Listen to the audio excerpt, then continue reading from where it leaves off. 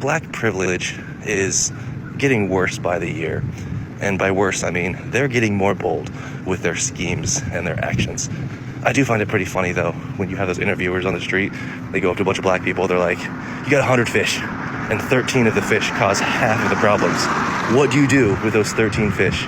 Almost every time the black people say, get rid of the fish. Black people, you're lucky we don't have the same mentality of you. Otherwise, y'all be gone. So yes, I was instantly infatuated and fascinated with black people because I believe that they were God's favorite. God spent a little bit more time creating them and put a little bit more love into creating them. So yes, I believed they were the superior race, and going forward in life with that mentality, I just always loved black people. I always wanted to be around them. I always just thought they were the coolest people. And I was fortunate enough to grow up in a fairly diverse area. So I had many black friends. Most of my friends were black or people of color. And I was very quickly exposed to black music and black talent.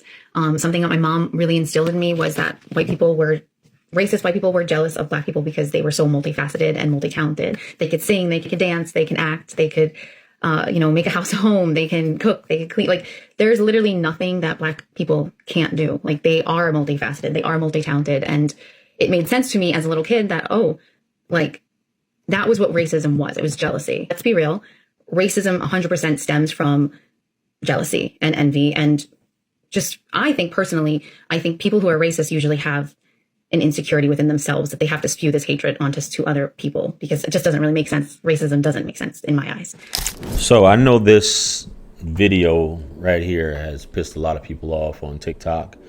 And that gentleman, the first gentleman, I mean, he does similar videos, but I guess that was the one that got some traction, which they used this whole 13% thing. He used it in the wrong context of 13% of the population and out of 100%, but when it comes to these percentages, there's different ways of looking at stats and whatnot. When you look at the overall percentage, and 13% of black folks make up the United States, as opposed to 65% white or something along those lines, and you have Asian, Hispanic, other, so on and so forth.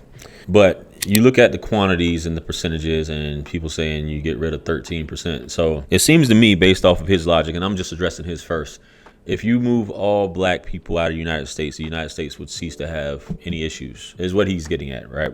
And we're not even gonna get into the amount of arrests and the sentences that occur and the convictions that occur based upon race and stuff like that. A lot of these numbers are skewed, and you can have an argument about all these different things like that, right?